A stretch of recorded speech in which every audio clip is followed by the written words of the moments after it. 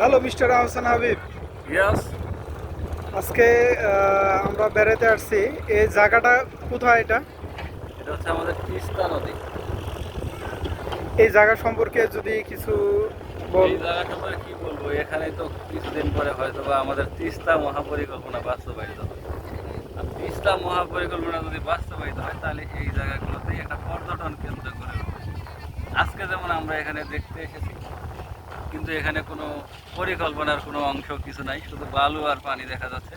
কিন্তু কোনো এক সময় কোনো একদিন বাংলাদেশের বিভিন্ন প্রান্ত থেকে এই তিস্তা নদীর যে মহাপরিকল্পনা সেটা দেখতে আসবে এবং এটা একটা পর্যটন এলাকা হয়ে উঠবে। সেখান থেকে আমাদের বিদেশি মানুষ এই অঞ্চলের ভাওয়াইয়া একটা গানের টান দিয়ে দেখি। যেমন গীতও আছে, যেমন তিস্তা নদী চিকন পাহাড়ে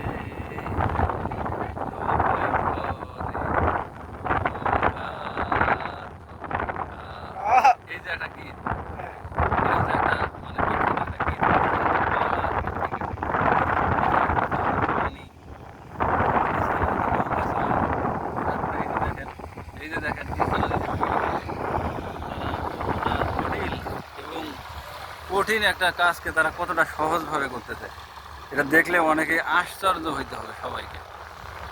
দেখুন এই ট্রাক্টর কিভাবে একটা ট্রাক্টর তার বিশাল শক্তি প্রয়োগ করতেছে এবং নিচে যে নরম মাটি এবং তার উপরে পানি এবং মাটি এবং পানি, এই মহাযাত্রা যে কোনো সময় যে কারো ভবলীলা সাঙ্গ হতে পারে।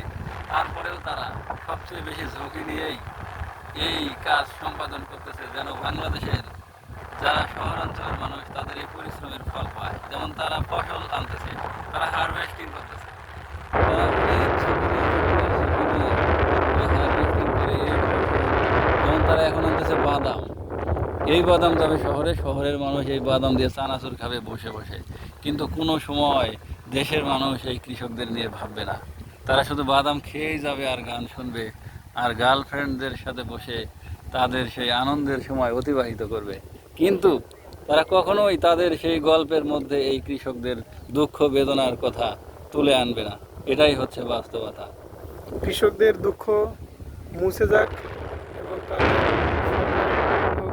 কষ্টগুলো সার্থক হোক এবং তিস্তা প্রকল্প বাস্তবায়িত হোক, যা উত্তরবঙ্গের মানুষদের জন্য একটি দীর্ঘদিনের স্বপ্ন, দুঃখ দূর করার বড় একটি স্বপ্ন। স্বপ্নটি পূরণ হোক এই আশায় আজকে এই পর্যন্তই। ধন্যবাদ সবাইকে।